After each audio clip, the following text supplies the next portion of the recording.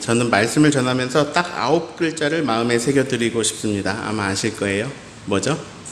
하나님이 주인이시다. 네. 하나님 나라 21번째, 비유 11번째 시간입니다. 하나님 나라는 쉽게 말해서 그 나라의 왕이 하나님이시다. 그런 나라입니다. 하나님이 왕이셔서 하나님이 다스리시고 그 나라는 그래서 그 왕의 뜻대로 움직이고 이루어집니다. 왕 말고 다른 표현으로 주인이라고 말해도 좋습니다. 성경은 이스라엘 민족이라는 그 민족의 이야기를 통해서 하나님이 주인이신 것을 드러내는 말씀입니다. 성경이 주시는 메시지는 하나님이 주인이시니까 그분의 뜻대로 살아야 된다라는 겁니다. 네, 원래 하나님이 주인이십니다. 그런데 하나님이 주인이신 것을 인정하지 않고 자기가 주인되어 살려는 존재가 바로 인간입니다. 성경은 죄에 대해서 말하고 있습니다. 죄는 하나님이 아닌 다른 것이 주인되는 것입니다. 왜냐하면 원래 주인이 하나님이시기 때문입니다. 하나님 나라는 사실 매우 간단합니다. 하나님이 주인이시라는 거 인정하는 거예요.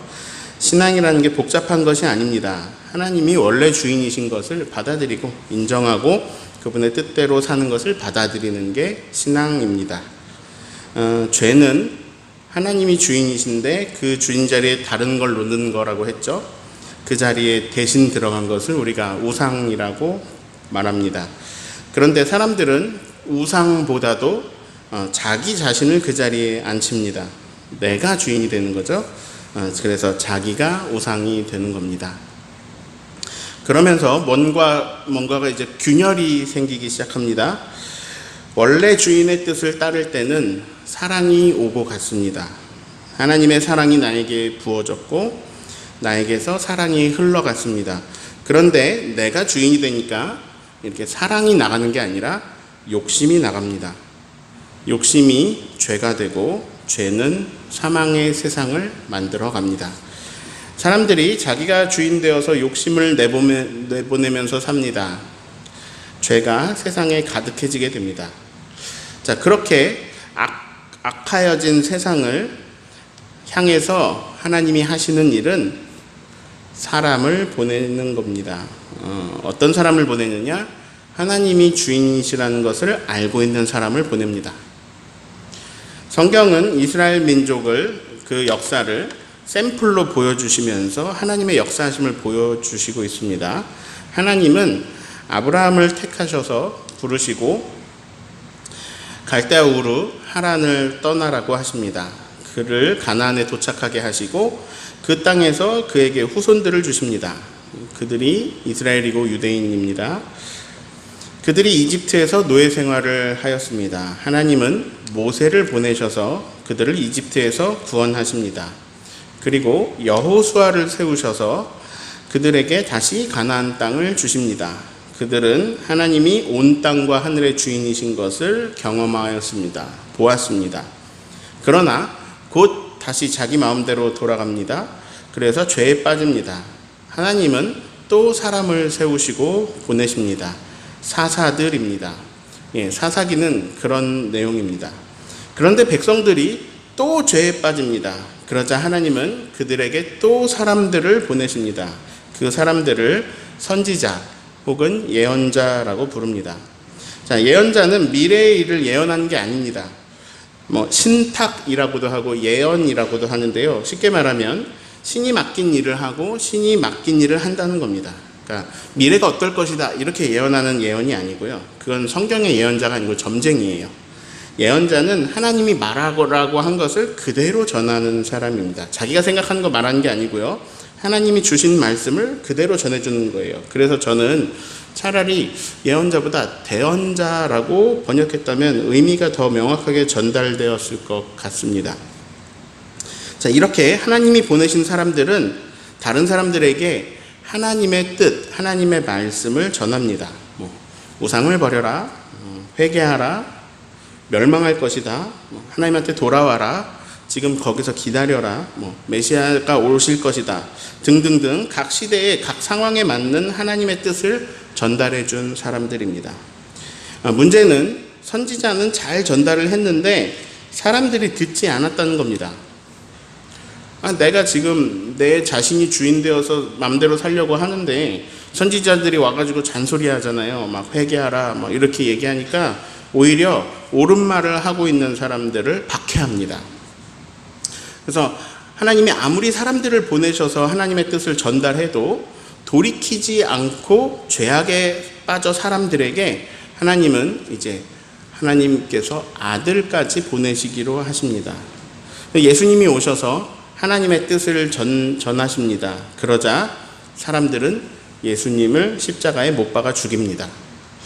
예수님은 부활하시고 승천하셔서 성령을 보내주십니다. 하나님은 지금도 성령으로 우리에게 하나님께서 주인이신 것을 알려주십니다. 그리고 성령 받은 사람들을 이제 보내셔서 하나님께서 주인이시며 왕이신 것을 알려주십니다. 하나님은 계속 들려주십니다. 계속 사람을 보내시고 계속 들려주셔서 우리가 회개하고 하나님 앞에 돌아오게 하십니다. 그리고 그 어느 날 이 세상의 끝날에 재판이 있습니다. 그때 마귀들은 끝나버리고 악의 힘은 잃어버리게 되고 사망은 무너져 버리게 되고 온전하게 하나님의 나라가 완성됩니다. 그것은 끝이 아니며 완성이며 영원히 지속됩니다. 사람들은 그때 사람은 감히 참여할 수 없는 하나님의 영광에 동참하여서 부활의 완전한 몸을 입어 해와 같이 빛나는 영원의 세계를 누리게 됩니다. 자, 두꺼운 성경책을 지금 짧게 요약해 봤습니다. 이제 오늘 비유 말씀 보려고 하는데요. 이 말씀은 어디하고 이어지냐면 지난주에 나눈 두 아들 비유하고 이어지는 말씀입니다. 아버지와 아들, 두 아들이 있습니다. 1호와 2호예요. 아버지의 말씀에 1호는 예 하고 대답하고 안 했습니다. 근데 2호는요, 1호는 예 해놓고 안 했어요. 근데 2호는 안 해요 해놓고 뉘우치고 했습니다. 누가 아버지의 뜻대로 했죠? 2호입니다. 이 말씀을 누구에게 하고 계신가? 자, 이 이야기가 듣고 있는 청중은 높은 사람들입니다. 대제사장, 서기관, 백성들의 장로들입니다. 이들 가운데 바리새인이 많았습니다. 이 말씀은 이런 말씀입니다. 대제사장아, 서기관아, 장로들아, 너희는 1호야. 너희는 대답은 예 해놓고 안 한 사람이야. 그런데 세리와 청년은 2호야.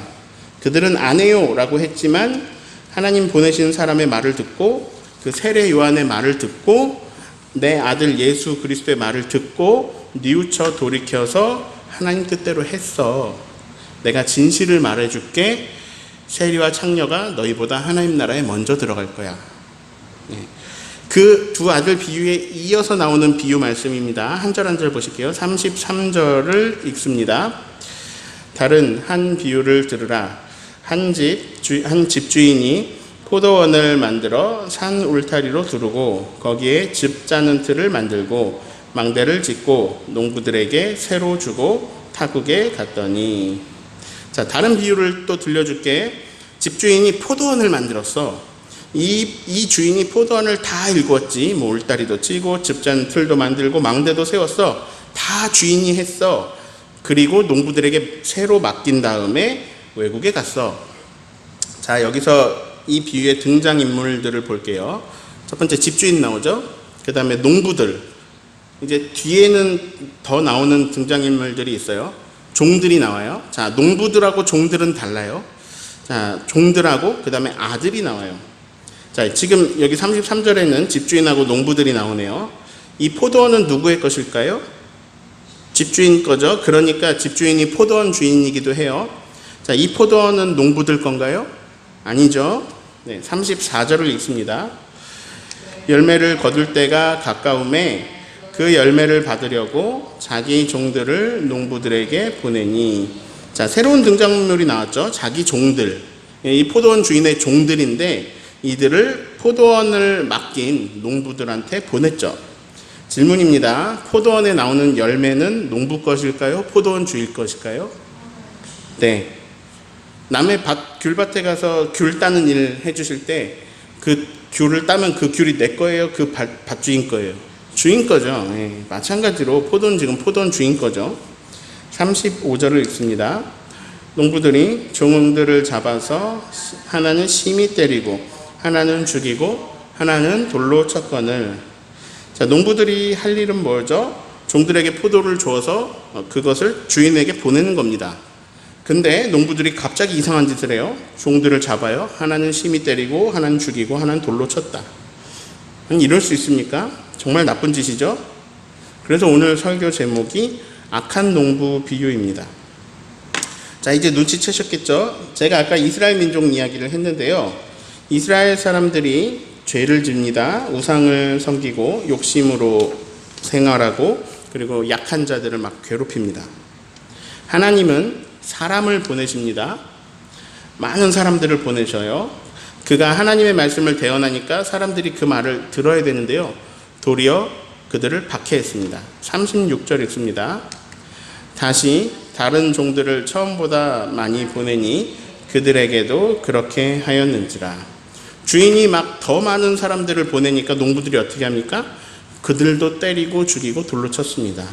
하나님이 하나님의 사람들을 계속 보내는데 듣지 않았죠. 37절 읽습니다. 후에 자기 아들을 보내며 이르되 그들이 내 아들은 존대하리라 하였더니. 자, 이 이야기 속의 포도원 주인은 아들을 보내면서 내 아들만큼은 존대하겠지 생각했죠. 자, 하나님께서 이스라엘로 다시 넘어와서 하나님께서 아들이신 예수님을 보내십니다. 선지자 말은 안 들어도 설마 예수님 말은 듣겠죠. 38절 읽습니다. 농부들이 그 아들을 보고 서로 말하되 이는 상속자니 자 죽이고 그의 유산을 차지하자 하고.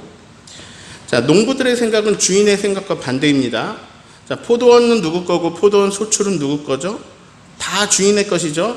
그런데 농부들이 이 포도원에서 포도를 키우다 보니까 이 포도원이 너무 좋은 거예요. 막 다른 데서 일했던 것보다 훨씬 좋은 거예요. 그래서 이상한 생각이 들어요. 포도원이 포도가 키우는 대로 잘 자라주고 그러니까 이게 내 포도원이면 좋겠다. 이번에 수확한 포도들이 내 포도였으면 좋겠다. 근데 아들을 보니까 탐욕이 더 커집니다. 상속자가 왔다. 이제 저 아들을 죽이면 이게 우리 거가 된다. 39절 읽습니다. 이에 잡아 포도원 밖에 내쫓아 죽였느니라. 자, 이 비유 속에서는 아들을 잡아서 죽였습니다. 그리고 마찬가지로 이스라엘 역사 속에 사람들은 예수님을 십자가에 못 박아 죽였습니다. 자, 40절을 읽습니다. 그러면 포도원 주인이 올 때에 그 농부들을 어떻게 하겠느냐. 자, 지금 예수님이 누구한테 물어보고 있냐면 대제사장, 백성들의 장로들 이런 사람들한테 물어보고 있는 거예요. 포도원 주인이 올 때 그 농부들을 어떻게 하겠느냐. 41절을 읽습니다. 그들이 말하되 그 악한 자들을 진멸하고 포도원은 제때에 열매를 바칠 만한 다른 농부들에게 새로 줄지니이다. 자, 여기서 그들이 누구죠? 높은 사람들, 대제사장, 서기관, 장로, 바리새인. 그들이 직접 대답합니다. 주인은 그 악한 자들을 진멸할 것입니다. 그리고 포도원의 소출을 당연히 주인의 것으로 여겨서 제때의 열매를 바치는 다른 농부들에게 포도원을 새로 줄 것입니다. 예수님이 갑자기 뜬금없는 말씀을 하십니다. 시편 118편의 말씀을 인용해서 말씀하셨는데요. 42절을 읽습니다. 예수께서 이르시되 너희가 성경에 건축자들이 버린 돌이 머리통이에 머릿돌이 되었나니 이것은 주로 말미암아 된 것이요 우리 눈에 기이하다 함을 읽어본 일이 없느냐. 자, 왜 갑자기 이런 말씀을 하실까요? 포도원 이야기를 하시다가 갑자기 건축 이야기를 하시고 돌 이야기를 하십니다. 원래는 이제 이렇게 이야기의 흐름상 이런 말이 이어져야 하는 거 아닐까요? 그래, 너희들의 대답이 맞다. 악한 농부들은 진멸될 것이다. 그리고 진짜 주인의 것을 아는 새 농부들이 그 좋은 포도원을 채울 것이다. 이렇게 말씀이 이어져야 되는데 갑자기 버려진 돈을 이야기를 하시고 여기서 갑자기 하나님 나라 이야기가 나옵니다. 43절 읽습니다. 그러므로 내가 너희에게 이르노니 하나님의 나라를 너희는 빼앗기고 그 나라의 열매 맺는 백성이 받으리라. 자, 여기서 너희가 누구죠? 이 이야기를 누가 듣고 있죠? 높은 사람들, 대표로 대제사장만 할게요. 하나님 나라를 너희는 빼앗긴다. 대제사장들아, 너희가 하나님 나라를 빼앗긴다. 그리고 그 나라의 열매 맺는 백성이 받으리라. 굉장히 직설적으로 말씀하셨어요. 너희는 빼앗긴다.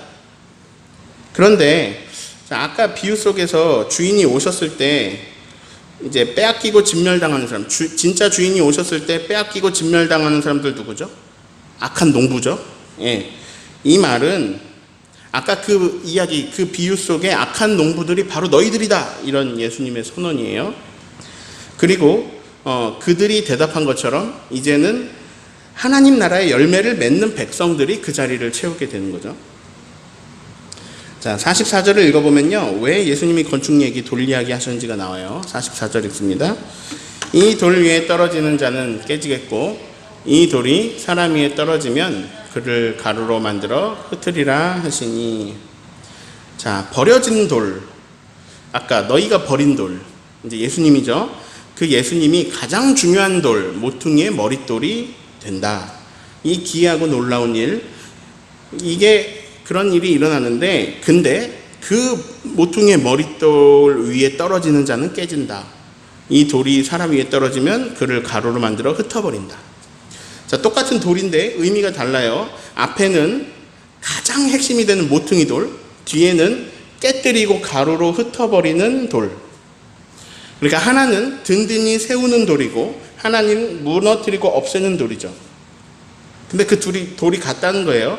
너희가 버린 모퉁이 돌이 온 세상의 중심이 되고 온 교회의 중심이 되며 또한 심판주가 되어서 너희를 벌할 수 있다라는 거죠. 자, 종합해보면 아들을 포도원 밖으로 이렇게 끌어내서 살해해버리는 악한 농부들이 바로 너희들이다. 그런데 그 너희가 버린 돌, 그 아들은 버려진 게 아니라 모퉁이 돌로 새롭게 세워지는데 이 돌에 의해서 너희가 무너질 것이다. 이런 말씀이죠. 45절을 읽습니다. 대제사장들과 바리새인들이 예수의 비유를 듣고 자기들을 가리켜 하신 말씀인 줄 알고. 자, 이들이 이 얘기를 듣고요, 여기서 말한 악한 농부, 그리고 돌 위에 떨어지고 떨어지는 돌에 맞아서 가루가 되어서 흩어져 버릴 사람들, 이들이 자기를 가리켜 하신 말씀인 걸 알았어요. 역시 대제사장이고 역시 서기관이고 역시 장로고 역시 바리새인이에요. 이 말씀을 듣고요, 자기에게 하는 말인 줄 알았어요. 자, 그러면 여기서 할 일은 한 가지입니다. 회개입니다. 뉘우치는 겁니다. 예, 우리가 그런 악한 농부였습니다. 우리가 주인이 오실 때 진멸당할 수밖에 없는 그런 악한 농부와 같습니다. 우리를 불쌍히 여겨주십시오. 앞으로는 주인의 것을 온전히 주인의 것으로 인정하며 범사의 하나님을 인정하고 그분이 기뻐하시는 열매로 살기를 약속드립니다. 제발 저의 죄를 인정하고 아파하고 돌이키겠사오니 불쌍히 여겨주십시오. 예, 이게 이제 이들이 가질 자세죠. 그들이 위대하게 여기는 다윗 왕, 다윗은 죄인입니다. 다윗은요, 다 가졌으면서도 충신 우리아의 아내 밧세바를 빼앗기 위해서 우리아를 죽음 속에 몰아넣었습니다. 근데 이것은 하나님 보시기에 악했습니다. 그런데 다윗은 거기서 무너지고 끝나버릴 텐데, 거기서 무너지고 끝나지 않은 것은 다윗은 철저하게 회개했습니다. 죄의 대가도 받아들이고 인정했습니다. 다윗은 하나님이 다윗에게 보내신 사람 나단 선지자의 말을 듣고 돌이켜서 회개했습니다. 자, 대제사장과 바리새인들은 어떻게 했는지 46절을 읽습니다.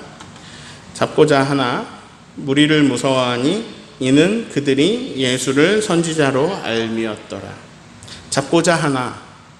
자, 누구를요? 예수님을요. 예, 무서워하니 누구를요? 무리를요. 예, 왜 무리를 무서워하는가? 무리는 예수님을 선지자로 알고 있기 때문입니다. 자, 이들은 당대 최고의 종교 지도자들이에요. 이들이 백성들에게 가르치는 것은 하나님을 경외하는 겁니다. 경외한다는 것은 두려워한다라는 말이 포함되어 있습니다. 지극히 높으신 하나님, 감히 입에 담을 수 없는 지극히 높으신 하나님을 어려워하고 두려워하고 그러면서도 깊이 존경하고 머리 숙여 깊이 섬기는 것입니다. 성경에는 이 하나님을 경외하는 것에 대한 가르침이 많이 있습니다.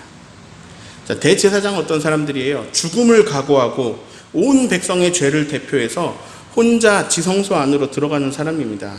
그들은 하나님을 두려워할 수밖에 없습니다. 서기관은 어떤 사람이에요? 성경을 옮겨 적는 사람입니다. 성경을 다 옮겨 적는데 하나님을 경외하는 걸 모를 수가 없습니다. 장로들도 바리새인들도 하나님을 경외하는 것이 지혜의 근본, 지식의 근본, 모든 것의 근본이라는 걸 다 알고 있습니다. 근데 그들은 지금 하나님을 두려워하지 않습니다. 자기들에게 보내주신 하나님의 사람들의 말을 듣지 않습니다. 알아들었는데 모른 채 하고 있습니다. 세례 요한의 말이 옳다는 거 알고 있습니다. 그러나 그 말대로 하지 않습니다. 오셔서 하신 예수님 말씀이 옳다는 거 알고 있습니다. 그러나 그 말씀대로 하지 않습니다. 그러면서도 세례 요한을 선지자로 여기는 백성들은 두려워합니다. 예수님을 선지자로 알고 있는 백성들, 무리들은 두려워합니다. 왜냐하면 그들의 여론이 돌아서면 혹시 자기 위치가 흔들릴지도 모르기 때문입니다. 자, 여기서 질문할게요. 지금 여기서 예수님이 죽었습니까? 살아있습니까? 지금 예수님이 낙이 타고 어떤 상황이냐면 예수님이 낙이 타고 예루살렘에 입성하시고 성전을 정화하시고 막 병자들과 어린이들이 성전에 와가지고 예수님께 몰려들고 찬미하고 병고침 받고 사람들이 예수님에게 가르침을 받고 있죠. 하나님 나라를 가르치고 계시고. 근데 이제 그걸 보던 그게 못마땅해서 야, 이 듣보잡 청년아, 넌 뭐냐? 넌 무슨 권위냐? 우린 너에게 그런 권위를 준 적이 없는데 너 뭐한 짓이냐? 지금 이런 자세로 이 지도자들이 왔어요. 그러다가 두 아들 비유를 들었고 그에 이어서 지금 악한 농부 비유 말씀을 들은 거예요. 자, 제 질문이 이거였죠. 예수님이 지금 죽었습니까? 살아 계십니까? 살아있죠. 예, 지금은 십자가에 달려 돌아가시기 전입니다. 그러면요, 다시 이 비유를 기억해 보면요, 포도원 주인이 아들은 존대하리라 하고 아들을 보냈을 때 비유 내용에서는 농부들이 아들을 죽이거든요. 근데 지금 아들로 오신 예수님은 지금 아직 안 죽었어요. 근데 이 지도자들이요, 지금 자기들에게 악한 농부라고 한 걸 알아들었거든요. 그러면 이들에게는 아직 기회가 있습니다. 어떤 기회냐? 예, 비유 속에 나오는 악한 농부들은 아들을 죽였지만 그 비유 속의 주인공인 그들은 아들을 죽이지 않을 수 있는 기회가 있는 거죠. 그렇지. 포도원은 하나님 것이지. 그 열매, 그 소출 당연히 하나님 것이지. 이게 좀 탐이 나지만 이게 좋아 보이지만 이게 내 거면 좋겠지만 이건 하나님의 것이지. 그동안 우리가 하나님이 보내신 사람들을 박해했지. 그리고 세례 요한도 우리가 그 말을 따르지 않았고 결국 로마 헤롯에게 죽임을 당했고, 그래, 그런 악한 잘못을 이제는 뉘우치자. 알려주시려고 아들까지 오셨으니까 그 주인의 생각대로 아들을 존대해야겠구나. 이런 기회가 아직 이들에게 있는 거예요. 근데 이들은 이 이야기를 알아들었거든요. 지금 몰라서 못하는 게 아니에요. 그러나 이들은 욕심에 사로잡혀 있어요. 하나님이 두렵지 않아요. 하나님 말씀 들어오지 않아요. 여기서 뉘우치고 진짜 중요한 일을 맡은 자기가 종교 지도자들이잖아요. 거기서 자기 위치에서 최선을 다하는 농부. 그래서 하나님 말씀을 읽고 듣고 가르치고 제사를 집례하고 하는 그 자신들의 임무에 최선을 다해서 하나님의 주인 되심을 모두에게 알려야겠다. 이걸 선택하지 않았어요. 자, 지금 비유에 주인이 보내는 종들도 있고 악한 농부들도 있잖아요. 자, 농부하고 종들이 있잖아요. 근데 이들은 악한 농부였다가 심지어 바뀔 수 있는데 어떤 사람들로 바뀔 수 있느냐? 주인이 보내시는 종들로 바뀔 수 있었어요. 아니, 어쩌면 이들은요, 이미 하나님 말씀 대언하라고 하나님 뜻을 이 땅에 이루라고 보내신 이미 종들이에요. 그런데 이 종들이 악한 농부로 바뀌었어요. 하나님이 주인이시라는 것을 증언해야 할 종들이 하나님의 것이 좋아 보이니 하나님의 것을 자기 것들로 만들면서 성전에서 일어나는 환전과 매매로 자기 배를 막 불리고 있다가 그것이 잘못되었다라고 말해주러 오는 사람을 박해하고 죽이는 악한 농부가 되어버렸어요. 46절 보시면 그들이 예수님을 잡고자 했다고 나와요. 포도 농부 주인의 비유에 잡아서 죽였다 그러거든요. 잡고자 했다. 잡아서 박해하고 죽이려는 거죠. 그러나 무리가 두려워서 실패했죠. 자, 그래서 무리가 두려웠기 때문에 실패했기 때문에 이들은 기회가 또 있습니다. 욕심에 눈이 멀어가지고 예수님 잡아 죽이고 싶지만 무리가 두려워서 자기 광기를 멈출 수 있었어요. 근데 우리는 이제 이 뒷이야기를 알고 있습니다. 예수님은 결국 잡혔습니다. 잡히고 끌려갑니다. 누구한테 잡히는지 마태복음 26장 47절을 읽습니다. 말씀하실 때에 12 중에 하나인 유다가 왔는데 대제사장들과 백성의 장로들에게서 파송된 큰 무리가 칼과 몽치를 가지고 그와 함께 하였더라. 자, 이들이요 자기가 직접 예수님 잡은 것도 아니고 비겁하게 돈 쓰고 사람 써서 예수님을 결국 잡습니다. 근데 이제 가룟 유다가 여기서는 그들이 하고 이 예수님 제자들 가운데 가룟 유다가 배신하면서 이들에게 기회를 줬습니다. 57절도 읽어볼까요? 예수를 잡은 자들이 그를 끌고 대제사장 가야바에게로 가니 거기 서기관과 장로들이 모여있더라. 자, 이들은 비겁해가지고요 다른 사람의 손으로 예수님을 잡아왔고 이들은 비겁해서 직접 죽이지도 못하고 로마에 넘겨서 로마 사형대인 십자가에서 예수님을 죽입니다. 자, 종합해 보겠습니다. 하나님은 하나님의 사람을 보내십니다. 끊임없이요. 그리고 알려주시고 들려주십니다. 하나님의 뜻을요. 대제사장, 서기관, 장로들에게도 하나님의 사람이 왔습니다. 세례 요한이 왔습니다. 심지어 그들에게는 아들이신 예수님이 오셨습니다. 그리고 알려주십니다. 하나님의 뜻을요. 너무 알아듣기 쉽게 아예 직설적으로 말씀하셨습니다. 너희들은 하나님 나라를 빼앗긴다. 그 나라에 열매 맺는 자들이 그 나라를 받는다. 이들은 알아들었습니다. 근데 거기서 회개하기보다는 분노해가지고 자기에게 다가온 하나님의 사람을 죽이기로 합니다. 심지어 그분은 아들이었습니다. 그렇게 지금 문제를 일으키고 있는 저 사람을 죽여버리면 하나님의 것을 자기의 것으로 만들 수 있다고 착각하고 있습니다. 이들에게는 기회가 있었습니다. 이 시점은 회개의 기회가 있었던 시점이에요. 안타깝습니다. 그들은 원래 하나님의 사람들이었습니다. 그들은 사람들에게 보내신 하나님의 사람들이었습니다. 그들은 원래 하나님의 주인 되심을 알고 하나님 나라를 소유한 하나님의 백성들이었습니다.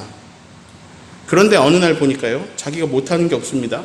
권력도 있고 명예도 있는데 성전에서 막 돈이 쏟아져 들어와서 부도 생기고 막 부귀영화를 누립니다. 하고 싶은 거 다 할 수 있고요. 모든 게 자기 마음대로 돌아갑니다. 그러면서 착각하기 시작합니다. 자기가 어떤 대단한 존재라고 막 착각합니다. 하나님이 세워주셔서 가능한 자리에서 교만해지고 자기가 주인이 되어버렸습니다.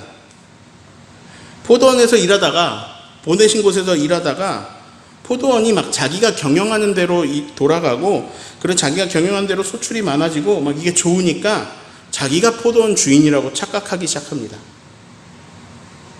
그런 그들에게는 이들은 하나님 말씀 전하라고 받은 사람이지만 이제 그런 그들에게 하나님의 말씀을 전해줄 또 다른 하나님의 사람이 필요했고 하나님은 그 사람들을 보내주셨습니다. 기회가 왔습니다.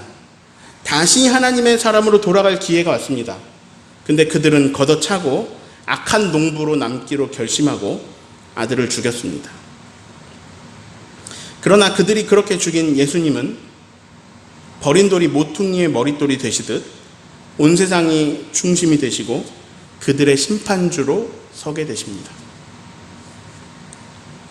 오늘 설교 제목을 악한 농부 비유라고 지었습니다. 이거는 왜 이렇게 지었냐면 여러분이 다시 비유를 들으실 때 유튜브에서 찾기 쉬우시라고 지은 제목입니다. 제가 진짜로 지은 오늘 말씀의 제목은 기회가 있습니다. 입니다. 오늘 설교 속에서 제가 대제사장, 서기관, 장로들, 바리새인들을 욕했습니다.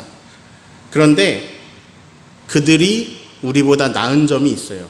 그건 뭐냐면 그들은 그 이야기를 자기를 두고 하는 이야기로 들었다는 겁니다. 만약에 오늘 이 말씀을 들으면서 그 당대 사람들의 이야기로 듣지 않고 나에게 말씀하시는 내 이야기로 들으셨다면 그러면 나는 그 사람들 정도의 눈치는 있는 겁니다. 단도직입적으로 직설적으로 말씀드리겠습니다. 당신에게는 기회가 있습니다. 아직 기회가 있습니다. 하나님은 하나님의 사람을 통해서 계속 여러분에게 들려주셨습니다. 하나님은 저에게도 하나님의 사람을 보내주셨습니다. 저는 어제 또 하나님은 어제 저에게 누굴 보내주셨냐면 저를 보내주셨습니다. 근데 어떻게 된 거냐면 악한 농부 임종철에게 주님의 종 임종철을 보내셨습니다. 저는 이게 둘 다 되는 거죠. 저는 설교 준비를 하다가 이 말씀이 이 악한 농부 임종철 나에게 하신 말씀이란 걸 깨달았습니다. 묵상하다가 하나님이 직언하셨습니다. 종철아, 너 그러면 하나님 나라 빼앗긴다.